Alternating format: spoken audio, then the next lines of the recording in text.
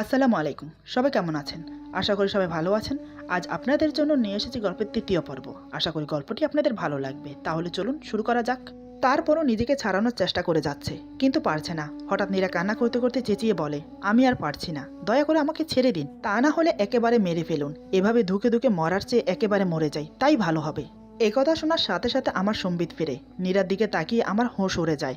আমার ছোট ছোট কামড়ে নীরার বুকে গলায় হালকা হালকা দাগ বয়ে গেছে। ফর্সা শরীর হওয়ার কারণে দাগগুলো স্পষ্টভাবে লাল হয়ে দেখা যাচ্ছে। নীরা কান্না করতে করতে চোখ ফুলিয়ে ফেলেছে। এই আমি রাগের মাথায় কি করে ফেলেছি। ওর দিকে তাকিয়ে আমার মায়া হলো। হঠাৎ করে যেন সব রাগ কোথায় উধাও হয়ে গেল। আমি সাথে সাথে তাকে ছেড়ে দেই। নীরা আবার বলে, আপনার মতো এত নীচ মানুষ আমি জীবনে দেখিনি। আপনার চাওয়া এটাই তো না? আমার শরীর, এই বলে বুক থেকে আঁচল সরিয়ে বলে, নিন, যত ইচ্ছে পূরণ করে নিন। আমি আর আপনার এই ভালোবাসা নামক টর্চার নিতে পারছি না। আমি নীরার কাছে গিয়ে আঁচলটা তুলে দেই। আমি বললাম, নীর পাখি, তুমি অন্তত আমাকে ভুল বোঝো না। আমি সারা জীবন তোমাকে টাচ না করে থাকতে পারবো, কিন্তু তোমাকে ছাড়া আমি একটি মুহূর্ত থাকতে পারবো না। আমি যা করছি তোমাকে ভালোবেসেই করছি। নীরা বলে, কোনটাকে ভালোবাসা বলেন আপনি? ভয় দেখিয়ে একটা মেয়েকে বিয়ে করে নেওয়া, জোর করে তাকে আটকে রেখে ভালোবাসা নামক টর্চার করা, এর নাম যদি ভালোবাসা হয়, তো এমন ভালোবাসা আমি চাই না। আমি বললাম, নীর, তুমি শুধু আমাকে ভালোবাসো, কথা দিচ্ছি, তোমাকে আঙ্গুলের টোকাও দেব না। তুমি শুধু আমার কথা মতো চলো। এখন তো বিয়ে হয়ে গেছে আমাদের, তুমি এখন আমার স্ত্রী। নীরা বলে, ও, আমি তো আপনার স্ত্রী, ভুলেই তো গিয়েছিলাম। তো আমাকে এখানে কেন লুকিয়ে রেখেছেন? নিজের বাসায় কেন নিয়ে যাননি? সবার সামনে কেন নিচ্ছেন না? আগে স্বামীর দায়িত্ব পালন করেন, তারপর স্বামীগিরি ফলাতে আসবেন। নীরার কথাগুলো শুনে আমার মাথা আবার গরম হয়ে গেল। ওকে কিছু না বলে রুমের একটা চেয়ার সজোরে মেঝেতে বাড়ি দিয়ে রুম থেকে বের হয়ে যাই। আমি রুম থেকে বের হয়ে যেতে নীরা ডুকরে কেঁদে ওঠে। নীরা কান্না করতে করতে বলে, আমার সাথে কেন এমন হলো? আমি তো এমনটা চাইনি। আজ আপনার জন্য আমার মা বাবার কাছে আমি মৃত। আমি আপনাকে কোনোদিনও ক্ষমা করব না। যেদিনই হোক আপনার কাছ থেকে আমি পালাবই। তারপর এমন ব্যবস্থা করব যাতে আপনি আমাকে নিজে থেকেই ছেড়ে দেন। আমি কখনো একটা গুন্ডাকে নিজের স্বামী হিসেবে মেনে নেব না, কখনো না। এসব বিড়বিড় করতে করতে কখন যে ঘুমিয়ে গেছে সে নিজেও জানে না। সারাদিনের ধকলে আর আমার অত্যাচারে মেয়েটা ক্লান্ত হয়ে গেছে। শোয়া মাত্রই ঘুমিয়ে পড়েছে। সারাদিনে কিচ্ছু খাইনি। আমি রুমে প্রবেশ করে দেখে নীর ঘুমিয়ে গেছে। আমি ওর কাছে গিয়ে কপালে আলতো করে চুমো দিলাম। কিছুক্ষণ ওর দিকে তাকিয়ে রইলাম। সকালে নীরার ঘুম ভাঙে অনেক দেরিতে। ঘুম থেকে উঠে তাকিয়ে দেখে আমি ওর পায়ের কাছে বসে কিছু একটা করছি।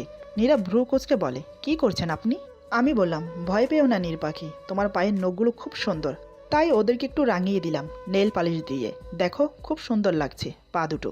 এদিকে নীরা আমার কথা শুনে হাসবে নাকি রাগ করবে কিছুই বুঝতে পারছে না। রাতে এত কিছু হলো, আর এখন যেমন করছে যেন কিছুই হয়নি।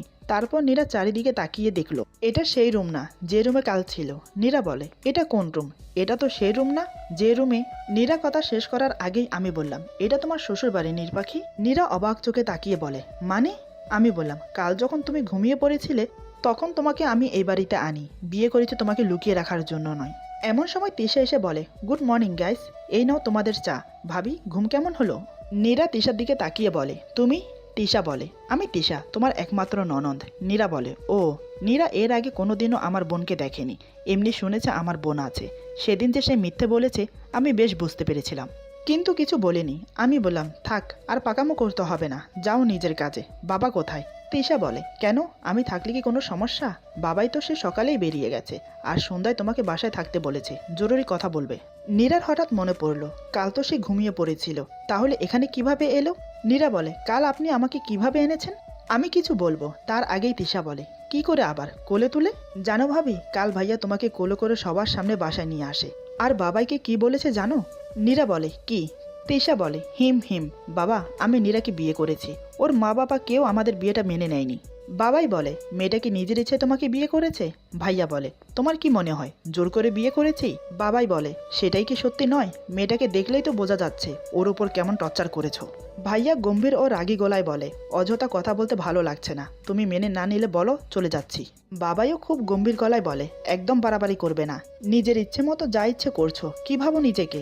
এই নিয়ে কাল কথা হবে, ওকে নিয়ে ঘরে যাও। নীরা অবাক হয়ে বলে, এত কিছু হয়ে গেল আর আমি কিচ্ছু জানলাম না? তিশা রসিকতা করে বলে, জানবে কি করে, তুমি তো ভাইয়ের কোলে স্লিপিং। এরই মধ্যে রেবিকা এসে তিশাকে উদ্দেশ্য করে বলে, কি রে, তোকে কি কাজে পাঠালাম আর তুই কি করছিস? তিশা বলে, মামনি একদম মনে নেই। রেবিকা বলে, ঠিক আছে, এখন আসো, তোমরা নাস্তা করে নাও। আমি বললাম, সেটা আপনার ভাবতে হবে না, আমরা বাইরে নাস্তা করে নেব। আমার কথা শুনে মা আর তিশার মন খারাপ করে চলে যাচ্ছিল। ঠিক তখনই নীরা বলে, আন্টি, আমার খুব খিদে লেগেছে আর আমি একটু গোসলও করব, আমাকে আপনার একটা শাড়ি দেবেন? আমি বললাম, নীর, তোমার খিদে লেগেছে, আমাকে বলনি কেন? আমি এক্ষুনি খাবার আনিয়ে দিচ্ছি। নীরা বলে, আমি আন্টির বানানো খাবারই খাবো, আপনার খেতে ইচ্ছে হলে আসুন, না হলে বাইরের খাবার খান। এই বলে নীরা ওদের সাথে চলে যায়। আমার উত্তরের অপেক্ষা না করে নীরা ভালো করেই জানে দাঁড়িয়ে থাকলে আমি কোনো না কোনো ব্যাগরা দেব। নীরাকে নিয়ে মা ওনার রুমে যায়। মা বলে, তুমি কোন শাড়িটা পরবে মা? এখান থেকে পছন্দ করে নাও। নীরা হঠাৎ মায়ের হাত ধরে বলে, আন্টি, আমি আপনার পায়ে পড়ছি। এই বলে আমার মায়ের পায়ে ধরে বলে, আমাকে এখান থেকে বের করে দিন, আমি এখানে থাকতে চাই না, আমি আমার মা বাবার কাছে ফিরে যাব। প্লিজ আন্টি, এটুকু উপকার করুন। মা বলে, আরে আরে কি করছো, ওঠো ওঠো বলছি। এই বলে ওকে উঠিয়ে দাঁড় করায়। নীরা বলে, আমি আপনার ছেলেকে বিয়ে করতে চাইনি, ও আমাকে জোর করে বিয়ে করেছে। বিশ্বাস করুন, আমি ওকে ভালোবাসি না, ও ভালোবাসার মূল্যই বোঝে না। মা বলে, এমন করে বলো না, জানো তো ওর মা মারা যাবার পর ছেলেটা একা থাকতে থাকতে বড্ড জেদি হয়ে গেছে। নীরা মায়ের মুখে এই কথা শুনে রীতিমতো অবাক হয়ে যায়। বিস্ফারিত চোখে তাকিয়ে বলে, তাহলে আপনি? মা বলে, হ্যাঁ, তুমি যা ভাবছো তাই। ওর মা মারা যাবার পর আমাকে ওর বাবা বিয়ে করে আনে ওকে দেখাশোনা করার জন্য। জানো, আমাকে দেখার পর আমার কোলে এসে জড়িয়ে ধরে মা মা বলে কত কান্না করেছে। আমাকে ছাড়া এক মুহূর্ত থাকতো না। আমিও যদি ওকে ছেড়ে চলে যাই সেই ভয়ে। ভালোই যাচ্ছিল আমাদের তিনজনের সংসার, কিন্তু তোমার ফুফু শাশুড়ি মিরাজের ছোট্ট মনটাকে আমার বিরুদ্ধে এমনভাবে বিষিয়ে দেয় যে আমাকে মা বলে আর ডাকে না। এই নিয়ে ওর বাবা কিছু বললে খাওয়া দাওয়া ছেড়ে দিত। ওর ফুফু বলেছে আমি নাকি ওর বাবাকে ওর কাছ থেকে কেড়ে নেব। ভেবেছিলাম ও বড় হলে ঠিক হয়ে যাবে, কিন্তু ও একটু একটু করে বড় হবার সাথে একটু একটু করে দূরে চলে গেল। এ বাড়িতে থাকে না মিরাজ, শুধুমাত্র তিশার সাথে দেখা করতে মন চাইলে মাঝে মধ্যে এ বাড়িতে আসে। কাল তোমাকে ওর কোলে দেখেই বুঝেছি ও তোমাকে পাগলের মতো ভালোবাসে। নীরার হাত ধরে আবার বলে, মারে, তুমি পারবে আমার ছেলেটাকে স্বাভাবিক করে তুলতে, আবার এ বাড়িতে আনন্দ ফিরিয়ে আনতে, আমাকে মা বলে ডাকাতে। আমার ছেলেটা খারাপ না, তুমি যতটা ভাবছো। ওকে একটু মন থেকে বোঝার চেষ্টা করো, তুমি অসুখী হবে না। নীরা হাত ছাড়িয়ে বলে, এটা কোনোদিনও সম্ভব না আন্টি, আমাকে মাফ করবেন। এই বলে নীরা একটা শাড়ি নিয়ে বাথরুমে চলে গেল। এদিকে খাবার টেবিলে বসে তিশা চেঁচিয়ে বলে, ভাই, এ ভাই, আয় না একসাথে নাস্তা করি। তারপর মামনিকে ডেকে বলে, মামনি, বাবাইকে খুব মিস করছি, নাস্তা না করেই চলে গেল। মা বলে, একা হাতে সব সামলাতে হয় আমাকে, জরুরি মিটিং আছে তাই চলে গেছে, অফিসে নাস্তা করে নেবে। নীরা ফ্রেশ হয়ে এসে বলে, আন্টি, আপনার ছেলে কোনো কাজ করে না? মা বলে, ওর বাবা তো আছেই, ওর কাজ করার দরকার কি? এই শুনে নীরা বলে, দাঁড়ান, আপনার ছেলের 12টা বাজাচ্ছি আমি। এদিকে আমি তিশার চিল্লানি শুনে বাইরে এসে দেখি নীরা ড্রয়িং রুমে বসে আমার দিকে তাকিয়ে আছে। আমি নেমে আসতে আসতে অবাক হয়ে দেখি নীরার চুল থেকে টপ টপ করে পানি পড়ছে। আমাকে অবাক হয়ে তাকিয়ে থাকতে দেখে নীরা বলে, দেখা হয়ে গেছে, আমি খাবো কি? আমি ওর দিকে তাকিয়ে থেকেই বললাম, কেন, খাবার কি কম পড়েছে? খাবার টেবিলে তো কত কিছু, এগুলো খাবে না? বাইরে থেকে আনিয়ে দেবো? তুমি তো বললে। আমার কথা পুরো শেষ হতে দেয় না, তার আগেই নীরা বলে, বিয়ে করলেই কি স্বামী হওয়া যায়? স্ত্রীর ভরণ পোষণের দায়িত্ব কে নেবে, নাকি এটাও আপনার বাবার দায়িত্বে ছেড়ে দেবেন? ক্ষমতা না থাকলে বিয়ে করেছেন কেন? নীরার কথা শুনে তিশা আর মা নীরার মুখের দিকে হাঁ করে তাকিয়ে আছে, কারণ আমার মুখের উপর এভাবে কথা বলার সাহস কারো হয়নি।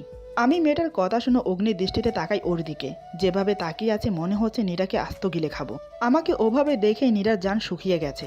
তারপরও সাহস নিয়ে বলে, ঠিক আছে, আপনি চাইলে আপনার বাবার টাকাতেই খাবেন, সাথে আমিও খাবো। আর বেশি কিছু বলতে চাচ্ছি না, এখন আমার সাথে খাবেন, আসেন। আমি নীরার মুখের দিকে কিছুক্ষণ তাকিয়ে থাকি, তারপর তিশাকে বলি, খাবার রেডি কর, আমি অফিসে যাব। এই বলে হনহন করে রুমে চলে গেলাম। আমার এই কাণ্ড দেখে নীরা অবাক হয়ে যায়, সাথে তিশা এবং মাও অবাক হয়ে যায়। নীরা মনে মনে ভাবতে থাকে, আজব ব্যাপার, রাগ করলো না কেন? রেগে তো আমাকে বাসা থেকে বের করে দিবার কথা, কিন্তু না, কিছু করলো না। স্ট্রেঞ্জ। না, আমাকে অন্য কিছু ভাবতে হবে। গুন্ডা ছেলে, এমন এমন কাজ করবো তুমি ভাবতেও পারবে না। যাও না অফিসে, আমি তো এই সুযোগটাই চাই। তুমি বাসা থেকে বের হলেই এমন সময় তিশা বলে, ভাবি, তোমার পা দুটো কই, এগিয়ে দাও, সালাম করি। নীরা বলে, ধুর, কি বলছো? মা বলে, আমি তো ভাবতেই পারছি না আমাদের মিরাজ তোমার এত কথা হজম করে নিল। তিশা একগাল হেসে বলে, সবই ভাবির কামাল। এদিকে আমি রুমে এসে ঝটপট ফ্রেশ হয়ে রেডি হয়ে নিচে নেমে আসি। আমাকে আপাদমস্তক দেখে নীরা ক্রাশ খায়। নীরা অবাক হয়ে তাকিয়ে থেকেই মনে মনে ভাবে, বাহ বাহ, গুন্ডাটাকে দেখতে তো হেব্বি লাগছে। হোয়াইট টি শার্টের উপর ব্লু স্যুট, ব্লু প্যান্ট আর চোখে সানগ্লাস। ক্রাশ খাইলাম, দেখতে তো খুবই হ্যান্ডসাম লাগছে। আগে কেন এমনভাবে চলতো? সবসময় রুক্ষ চুল, গালে নাকামানো দাড়ি, কেমন অদ্ভুত লাগতো। দেখলেই মনে হয় গুন্ডা। গুন্ডা তো বটেই, সবসময় 4-5টা ছেলে নিয়ে ঘোরাফেরা করে। আচ্ছা, আমার কেন আজ ওকে এত ভালো লাগছে? কেন ওর থেকে চোখ সরাতে পারছি না? এমন সময় মনের ভেতর থেকে কেউ যেন বলে ওঠে, আরে নীরা, কি ভাবছিস তুই? গুন্ডাটা বের হলে তুই কিভাবে পালাবি সেটাই ভাব। গুন্ডাটার চিন্তা করা বাদ দে। ওর ভাবনায় ছেদ পড়লো আমার কথায়। আমি বললাম, তোমার নাস্তা করা শেষ? নীরা বলে, হ্যাঁ শেষ। আমি বললাম, ঘরে চলো, কাজ আছে। নীরা বলে, আমি যেতে পারবো না। আমি নীরার দিকে রাগি চোখে তাকালাম, তাতেই কাজ হলো। নীরা বলে, যাচ্ছি তো, চলুন। তারপর নীরা আমার পিছু পিছু রুমে আসে। রুমে আসতে আমি নীরাকে বিছানায় বসিয়ে দিলাম। নীরা বলে, আরে আরে কি করছেন আপনি? আপনি এই কাজটা করতে পারেন না। আমি বললাম, মাই ডিয়ার নীর পাখি, আমি সব করতে পারি। নীরা বলে, কাজটা কিন্তু ভালো করছেন না, আমি কিন্তু চিৎকার করব। আমি বললাম, নীর পাখি, তোমার এই মাথায় যে কি ঘুরপাক খায় আমি বুঝি না ভাবছো? নীরা বলে, কি বুঝেছেন আপনি? আমি বললাম, এই যে আমাকে ট্র্যাপে ফেলে বাসা থেকে বের করে তুমি পালাবে, তাই এখন থেকে এই ব্যবস্থা। নীরা বলে, তাই বলে আপনি আমার পায়ে শিকল পরিয়ে রাখবেন? আমি পালাবো না, সত্যি বলছি, আমাকে বিশ্বাস করুন, সত্যি বলছি। আমি বললাম, জানি তো তুমি পালাবে না নীর, আমি তোমাকে অনেক বিশ্বাস করি জানো, তাই তো তোমার পায়ে শিকল পরিয়ে দিলাম। নীরা বলে, আপনি খুব বাজে একটা লোক আপনি। আমি বললাম, নো ড্রামা, ওকে? তুমি যে ড্রামা করার মেয়ে না, আমি খুব ভালো করেই জানি। আর হ্যাঁ শোনো, এইবারে চারিদিকে সিসি ক্যামেরা ফিট করা আছে, আর তার লাইভ আমি আমার এই ট্যাবে দেখতে পাবো, সো পালানোর চেষ্টাও করো না।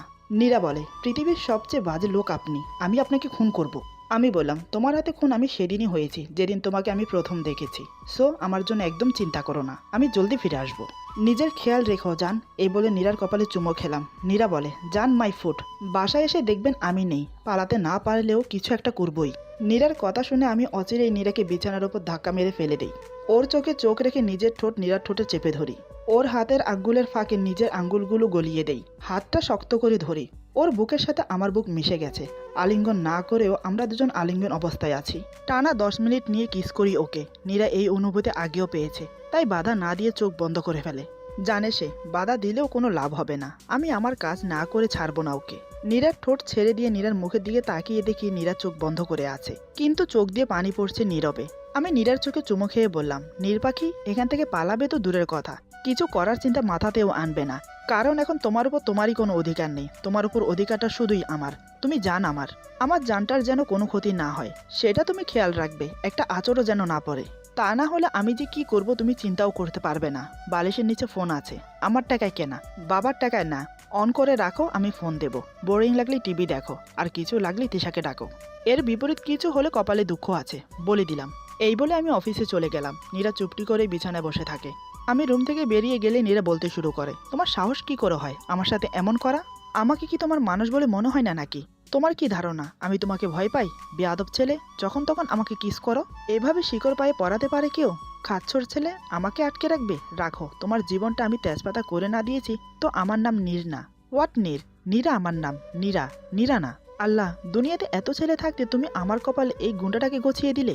আমার বোঝা শেষ, এই রাক্ষস সত্যি কোনো দিনও আমাকে ছাড়বে না।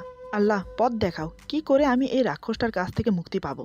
এইসব ভাবতে ভাবতে হঠাৎ ফোনের কথা মনে পড়ে। নীরা বলে, ফোনের কথা বললো না, কই ফোন? এই বলে বালিশের নিচ থেকে ফোনটা বের করে। ফোনটা বের করে বলে, বাহ, এত দামি ফোন। ফোনটা হাতে পেতে ওর মায়ের কথা মনে পড়ে যায়, তাই দেরি না করে ওর মাকে ফোন দেয়। নীরার মা ফোন রিসিভ করে বলে, হ্যালো, কে বলছেন? নীরা বলে, কেমন আছো মা? বাবা কেমন আছে? নীরার মা বলে, কোন মুখে তুই ফোন দিয়েছিস? তুই যে কাজটা করেছিস তারপরও ভাবলি কি করে আমরা ভালো আছি? নীরা বলে, মা তুমি বিশ্বাস করো, আমি ইচ্ছে করে কিছু করিনি, আমাকে ব্ল্যাকমেল করে। তার আগে নীরার মা বলে, তাই বুঝি? তাহলে তুই কেন কাল ওখান থেকে ফিরে আসলি না, এসে আমাদের কাছে ক্ষমা চাইলি না? ওই ছেলেটার বাড়িতে কেন তুই এখনো? নীরা অবাক হয়ে বলে, আমি এখানে তোমাকে কে বলেছে? নীরার মা বলে, ওই ছেলেটাই ফোন দিয়েছিল, তুই তো তোর নিজের সুখ বেছেই নিয়েছিস, তো আমাদের কথা না ভাবলেও চলবে তোর। নীরা আরো অবাক হয়ে যায় আমি ওর মাকে ফোন দিয়েছি এটা শুনে। নীরা বলে, মিরাজ ফোন দিয়েছে?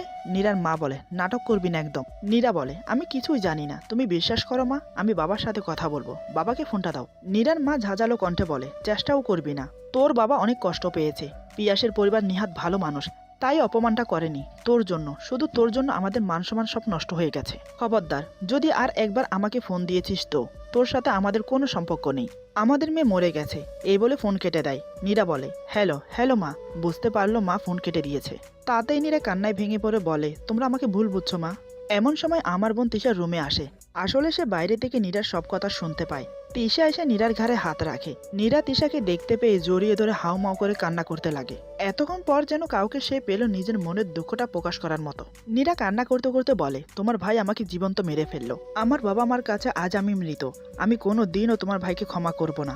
আমার জীবনটা নষ্ট করে দিয়েছে তোমার ভাই, আমি কি করব বলো এখন? মরতেও পারবো না আমি নিজের ইচ্ছায়। তিশা বলে, শান্ত হও ভাবি, শান্ত হও, এভাবে কান্না করলে শরীর খারাপ করবে। নীরা বলে, আমি কি করে শান্ত হই বলো? তিশা বলে চলো তো ওঠো, তোমাকে এক জায়গা থেকে ঘুরিয়ে নিয়ে আসি। নীরা বলে গুন্ডাটা আমাকে আটকে রেখে গেছে, দেখছো না? তিশা বলে ওয়েট এ মিনিট। এই বলে তিশা নীরার পায়ের শিকল খুলে দিল। নীরা অবাক হয়ে বলে তুমি কি করে খুললে? আমি তখন থেকে টানাটানি করছি কিন্তু খুলেই না। তিশা খুব গর্বের সাথে বলে মিরাজের বোন আমি, ওর টেকনিক জানা আছে আমার, তুমিও জেনে যাবে আস্তে আস্তে। এখন চলো তাড়াতাড়ি, আবার এসে তোমাকে আটকে রাখবো, নয়তো তোমার সাথে সাথে আমাকেও মেরে ফেলবে। এই বলে নীরাকে নিয়ে তিশা ওদের বাড়ির পেছনে বাগানে আসে। নীরা বাগানটা দেখে চক্ষু চড়কাজ, অবাক দৃষ্টিতে চারিদিকে চোখ বুলিয়ে বলে বাহ, অনেক সুন্দর তো তোমাদের বাগান, এত ফুলের গাছ। তিশা বলে সব ভাইয়ার পছন্দ। নীরা বলে এই দোলনাটাও তোমার ভাইয়া লাগিয়েছে? তিশা বলে না, এটা বড় আম্মু থাকাকালীন লাগানো হয়েছে, উনি দোলনা খুব পছন্দ করতেন তো তাই, আর এটা বড় আম্মুর কবর। নীরা বলে বড় আম্মুর কবর? তিশা বলে মিরাজ ভাইয়ের আম্মু। নীরা বলে বাড়িতে কবর দিয়েছে কেন? তিশা বলে বাবাই নাকি দিতে চায়নি, পারিবারিক কবরস্থানে দিতে চেয়েছিল, কিন্তু ভাইয়ার কান্নায় এখানেই কবর দিয়েছে। একটা কথা কি জানো, প্রায় ভাইয়া এখানে এসে আম্মুর কবরের উপর শুয়ে থাকে। নীরার যেন আরো অবাক হওয়ার বাকি ছিল, চোখ বড় বড় করে তিশার দিকে তাকিয়ে বলে কেন? তিশা বলে কি বলবো তোমাকে, দেখো ভাবি, ভাইয়ার ভালোবাসার খুব অভাব জানো। আম্মু মারা যাবার পর তাকে কেউ আর তেমন ভালোই বাসেনি বলতে পারো। আমার মাকে তো ভাইয়া দেখতেই পারে না, সবসময় খারাপ ব্যবহার করে, আমি সবই দেখি। ভাইয়ার কটু কথা আর মায়ের নীরবে কান্না, কিন্তু আমি কিছুই বলি না, কারণ ভাইয়ার কোনো দোষ নেই।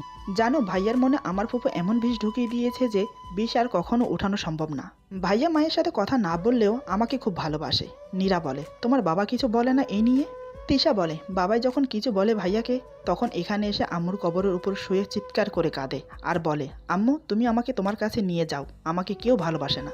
তখন বাসার সবাই কাঁদে ওর এই কান্না দেখে। জানো এখনো ভাইয়া এখানে এসে কাঁদে, তাই বাবাই ভাইয়াকে আর কিছু বলে না। কলেজে বাজে বন্ধুদের সাথে মিশে নিজের জীবনটা নষ্ট করেছে, কারোর কোনো কথা শোনে না, কারোর শাসন পায়নি তো তাই। ভাবি বিশ্বাস করো আমি আজ অনেক খুশি, শুধু আমি না মামুনিও। ভাইয়া তোমার কথায় আজ অফিসে গেছে আর মামুনির হাতে রান্নাও খেয়েছে। নীরা বলে তোমার ভাইকে দেখলে বোঝা যায় না এত কষ্ট মনে আটকে রেখেছে। তিশা বলে ভাবি তুমি একটা কথা রাখবে আমার? নীরা বলে বলো। তিশা বলে ভাবি আমার ভাইয়াকে ছেড়ে যেও না, ও খুব ভালোবাসে তোমাকে। নীরা বলে আমি তোমার ভাইকে ভালোবাসি না। তিশা বলে ভাবি ভালোবাসো না, বাসতে কতক্ষণ? নীরা বলে কখনো সম্ভব না। তিশা বলে আচ্ছা বাজি লাগাও। নীরা বলে বাজি। তিশা বলে আচ্ছা তাহলে বাজির আগে তোমাকে আমার কিছু কথা রাখতে হবে। নীরা বলে কি? তিশা বলে আমার ভাইকে মামুনির কাছে ফিরিয়ে দিতে হবে তোমাকে। নীরা বলে আমি কি করে? তিশা বলে সেটা আমি জানি না, তবে বাজিতে তুমি হারবে আমি 100% শিওর, কিন্তু বাই এনি চান্স জিতলে আমি নিজ দায়িত্বে ভাইয়ের কাছ থেকে মুক্তি দিয়ে দেব তোমাকে। কি রাজি? ভেবে দেখো, তুমি হাজার চেষ্টা করলেও ভাইয়ের কাছ থেকে পালাতে পারবে না। নীরা বলে তাহলে তো রাজি হতেই হবে, আমি রাজি। তিশা বলে that is like a good girl. এখন জলদি চলো, তোমার গুন্ডা আবার এসে দেখলে আমার মাথা কেটে নেবে। নীরা বলে একটা কথা তো বলাই হয়নি, বাড়ির চারিপাশে নাকি সিসি ক্যামেরা লাগানো। তিশা বলে তোমার ননদকে কি তুমি কাঁচা খেলোয়াড় ভাবো নাকি? এই দেখো বলে ট্যাব বের করে দেখায়। নীরা বলে তোমার ভাইয়ার ট্যাব তুমি কই পেলে? তিশা বলে তোমার না জানলেও চলবে, এখন জলদি চলো। নীরা বলে তুমি যাও আমি আসছি। তিশা বলে জলদি আসো, আমি গেলাম, এই বলে চলে গেল। নীরা আমার মায়ের কবরের দিকে কিছুক্ষণ তাকিয়ে থেকে দোলনায় বসে, দোল খেতে থাকে আর ভাবতে থাকে আচ্ছা আমি সত্যিই কি বাজিতে হেরে যাব? মিরাজ কি সত্যিই আমাকে? আচ্ছা উনি এত একা থাকে কেন? এতটা একা কেউ থাকতে পারে? আমি কি পারবো আন্টির সাথে ওনার মিল করাতে? আমাকে তো পারতেই হবে, আমাকে এখান থেকে বের হতেই হবে। এসবই ভাবছে নীরা, হঠাৎ কেউ নীরার গালে কষে থাপ্পড় মারলো। নীরা তাল সামালতে না পেরে হুড়মুড়িয়ে দোলনা থেকে নিচে পড়ে যায়। নীরা অস্ফুট সুরে বলে আল্লাহ গো কোন শয়তান রে? এই বলে পিছন ফিরে তাকিয়ে অবাক হয়ে বলে আপনি? নীরা তাকিয়ে দেখে আমি সে আগের লুক নিয়ে নীরার দিকে তাকিয়ে আছি। নীরা তো আমাকে দেখেই জান উড়ে গেল। আমি আচমকাই নীরাকে টেনে তুলি, তারপর নীরাকে কিছু বুঝতে না দিয়েই ওকে জড়িয়ে ধরে ঠোঁটে কিস করতে শুরু করি। আমি নীরাকে আজ ছাড়তেই চাচ্ছি না। এদিকে নীরার দম আটকে যাবার উপক্রম। নীরা সমস্ত শক্তি দিয়ে আমাকে ধাক্কা দিয়ে হাঁপাতে শুরু করে। আমি আবার নীরাকে টান দিয়ে আমার বুকে এনে নীরার ঠোঁট দুটো আবার আঁকড়ে ধরি। নীরা আর সহ করতে না পেরে আমার ঠোঁটে কামড় মেরে দেয়। আমি তাও নীরাকে ছাড়ি না। এদিকে নীরার জান বেরিয়ে যায় অবস্থা। আমি এবার নীরাকে ছেড়ে দিয়ে টানতে টানতে বাড়ির ভিতরে নিয়ে আসি। নীরাকে এভাবে টেনে আনতে দেখে তিশা আমাকে বলে ভাইয়া কি করছিস? ভাবির লাগছে তো, ছাড় বলছি, ছাড় ভাবিকে। মা বলে ওকে এভাবে টানছিস কেন বাবা, ছেড়ে দে ওকে। কিন্তু আমি কারো কথা কানেও নিলাম না। নীরাকে রুমে এনে দরজা লক করে দিই। আমি অগ্নি দৃষ্টি নিয়ে নীরার দিকে তাকিয়ে বললাম তোমার ফোন কোথায়? নীরা কিছু না বলে ভয়ে ভয়ে ফোনটা বের করে আমার হাতে দেয়। হঠাৎ আমি ফোনটা হাতে পেয়ে নীরার সাথে যা করলাম তার জন্য নীরা একটুও প্রস্তুত ছিল না। ভাবতে পারিনি আমি এমনও করতে পারি। ভাবতে পারিনি আমার অনুমতি ছাড়া ঘর থেকে বের হলে আমি এমন কিছু করব। সে যেন কল্পনায়ও ভাবতে পারেনি। এরপর যা হলো। আজকের গল্প এখানে সমাপ্ত। গল্পের বাকি অংশ পেয়ে যাবেন আগামী পর্বে। আশা করি গল্পটি আপনাদের ভালো লাগবে। সবাই ভালো থাকুন, সুস্থ থাকুন। আল্লাহ হাফেজ।